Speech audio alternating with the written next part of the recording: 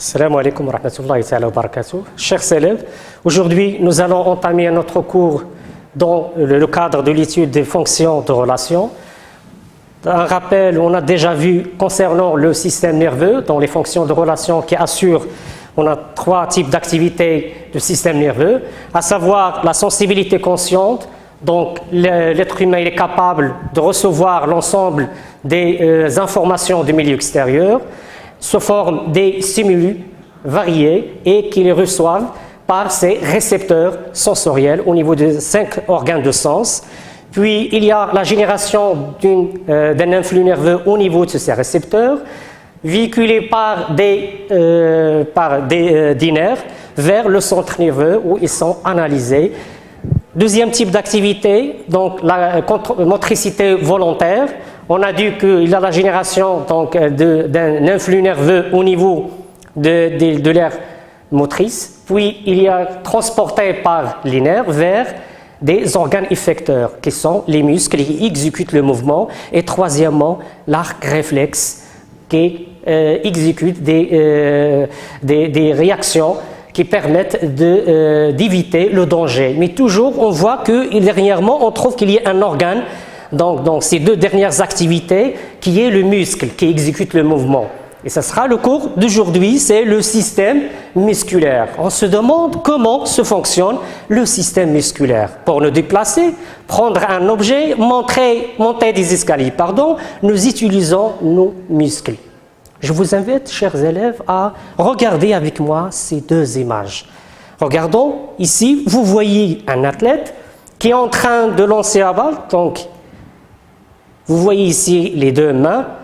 Donc, on trouve ici, j'attire votre attention sur la position. Regardons ici les deux muscles, comment ils sont. Vous allez observer qu'il y a une différence. Vous voyez ici les deux, il est dans le mouvement d'extension ici. Il y a ici un mouvement de flexion. Et on voit que la position, donc la forme des muscles, diffère entre les deux types. Voyez-vous ici, donc le muscle, il y a des modifications au niveau du muscle. On dit que le muscle ici, il est contracté. Donc, vous voyez à la différence. Donc, ces deux mouvements, donc il y a mobilisation des muscles. Donc, ce sont les mouvements de flexion et d'extension. Ici, on observe qu'il y a un joueur qui souffre de problèmes au niveau des cuisses. Donc, remarquons, c'est un claquage au niveau des cuisses qui concerne les muscles. Et on pose la question, comment les muscles interviennent dans la réalisation du mouvement. Donc, au cours de ce leçon, nous allons développer notre cours en posant ces questions. Quel est le rôle du muscle squelettique dans la réalisation de mouvements? Quelles sont les caractéristiques du muscle squelettique? Quelle est la structure du muscle squelettique responsable de la réalisation ou de la fonction du muscle? Quels sont les dangers qui menacent la santé du système musculaire? Et quelles sont les mesures d'hygiène permettant de préserver ce système? On va commencer premièrement par le rôle du muscle squelettique. Voyez-vous, chers élèves, ici, on a l'image de l'homme qui montre l'organisation ici, le système musculaire. Vous voyez qu'on a différents types de muscles qui diffèrent par leur position et par leur forme. Ça fait qu'ils sont rattachés au squelette. Ce sont des muscles squelettiques. J'attire votre attention que selon la position et le rôle des muscles, on distingue trois types de muscles. Qui sont, premièrement, on a cité l'exemple, les muscles squelettiques, rattachés au squelette, qui permettent le mouvement, la réalisation du mouvement. Deuxième type, ce sont les muscles lisses, comme muscles lisses du paroi du tube digestif, paroi des vaisseaux sanguins, ce que vous avez déjà vu dans les cours de la fonction de nutrition, et aussi paroi de l'utérus, vous l'avez vu dans la reproduction, et troisièmement, le muscle de cœur, c'est un muscle qui est spécifique, qui est capable de l'automatisme, il est capable de se contracter de façon automatique. Maintenant, on va poser la question, quels sont les éléments intervenants dans le mouvement? Vous voyez c'est dans cette image, donc une dissection d'un membre antérieur du lapin. On distingue deux types de muscles, à savoir triceps et biceps. Donc, deux têtes qui sont fixées sur les os. Ici, on a ce muscle qui se distingue par des trois têtes qui se fixent sur les os. Ici, une articulation du vous au niveau des coudes. Vous voyez l'insertion, donc on a des ligaments qui rattachent les deux os et on a des muscles. Voyez-vous qu'il y a l'articulation, il y a le muscle, il y a les os. Ce sont les trois acteurs principaux intervenant dans la réalisation du mouvement. Donc la réalisation d'un mouvement met en jeu les muscles, les tendons, ce sont les structures par lesquelles les muscles se fixent sur les os bien évidemment qui sont mobiles au niveau des articulations, les tendons qui assurent la fixation des muscles sur les os par des articulations. On va traiter précisément le mouvement de flexion et d'extension. Lors du mouvement de flexion et d'extension de l'avant-bras, voyez-vous dans l'image, deux muscles situés le long du bras, qui sont le biceps et le triceps, subissent des modifications. Chers élèves, essayons de comparer entre les deux, qu'on a déjà signalé dans les premières images. Donc, vous voyez ici la forme du muscle comme il est par rapport à l'autre muscle. Vous voyez ici, donc le muscle, il est la forme, comment il est par rapport au même muscle lorsqu'on est en état d'extension. Bien sûr, vous allez me dire que ici, la longueur, donc il est plus long par rapport au muscle lorsqu'il est en contracté, ou c'est l'épaisseur. Qu'est-ce que vous remarquez? Bien évidemment, vous allez me dire que ici, l'épaisseur, il est faible l'épaisseur, alors qu'au niveau, lorsqu'il est en état contracté, l'épaisseur, il est élevé. Donc, lors de la contraction, on a un épaississement du muscle.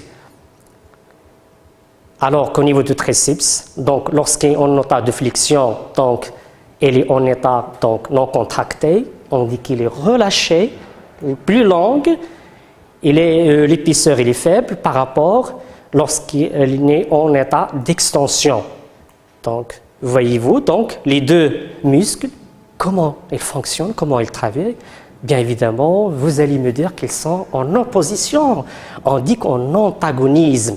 Donc, sont en opposition dans leur fonctionnement. Donc, l'exécution des mouvements de flexion et d'extension met en jeu des muscles antagonistes, c'est-à-dire dans le fonctionnement, il est opposé. C'est l'un des muscles, il est en état contracté, alors l'autre, il est en état relâché, ce qui permet donc de bouger les os et de les ramener par rapport, donc de les déplacer l'un par rapport à l'autre. Donc, muscle fléchisseur et muscle extenseur.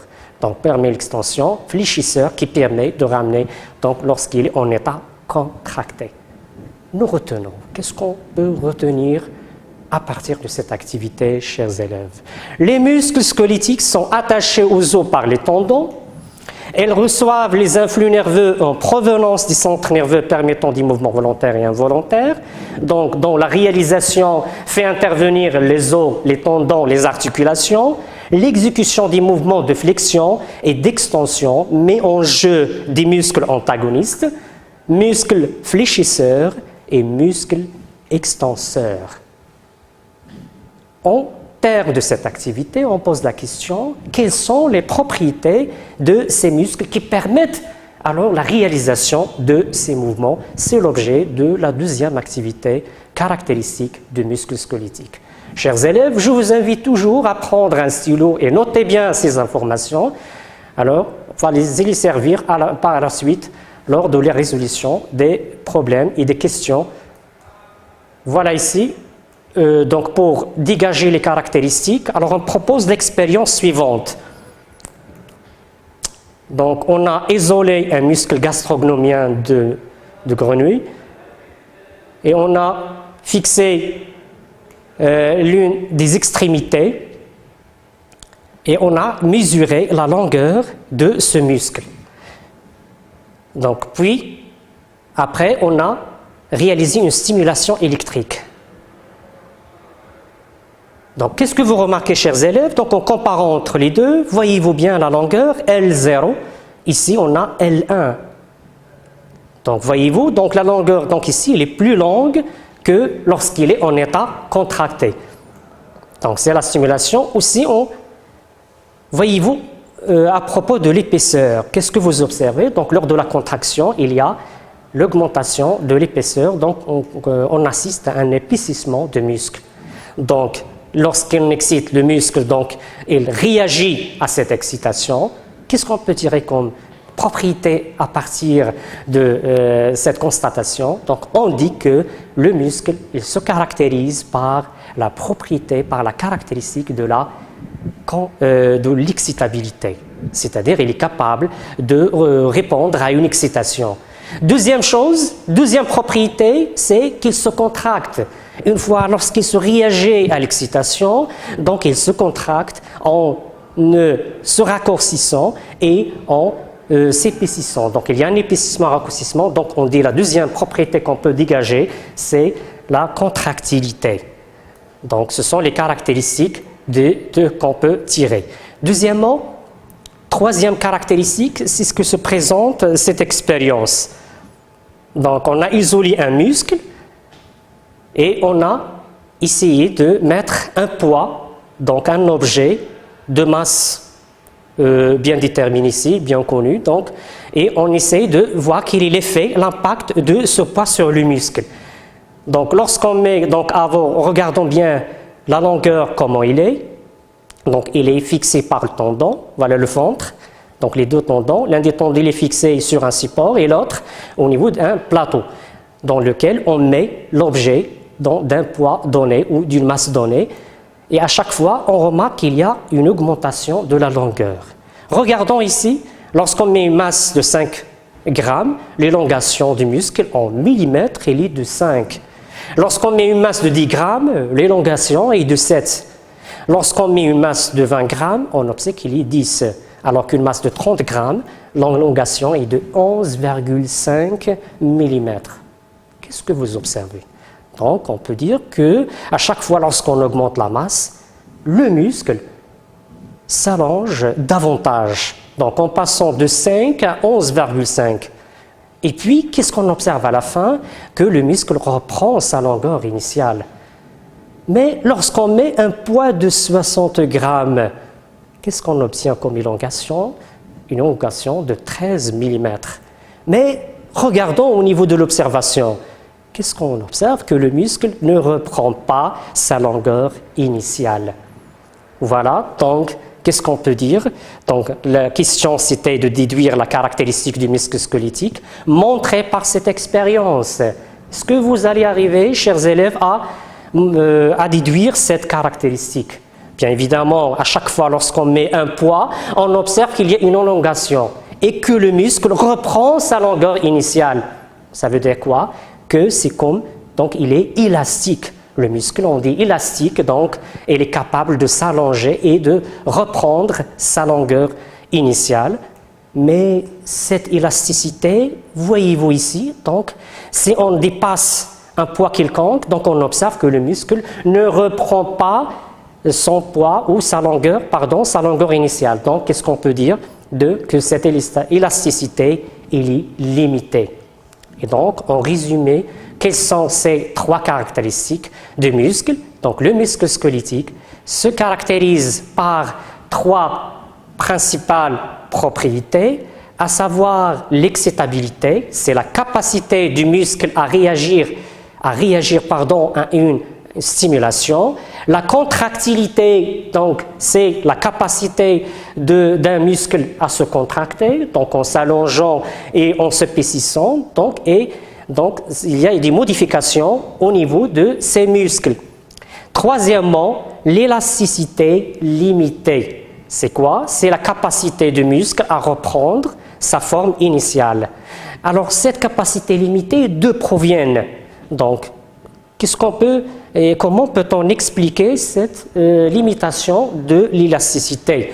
Et je reviens à l'image, on a dit, lorsqu'on a soumis le muscle à un poids de 60 grammes, donc il y a un allongement, mais cet allongement, donc, il arrive jusqu'à 13 mm. Et le muscle ne reprend pas sa longueur initiale. Donc, ça signifie qu'au niveau, il y a des modifications au niveau du muscle. Donc, c'est peut-être dit à quoi? Donc, à des lésions. On peut expliquer ça. Donc, cette forte élongation suite à un poids plus élevé du muscle a entraîné la lésion des fibres musculaires.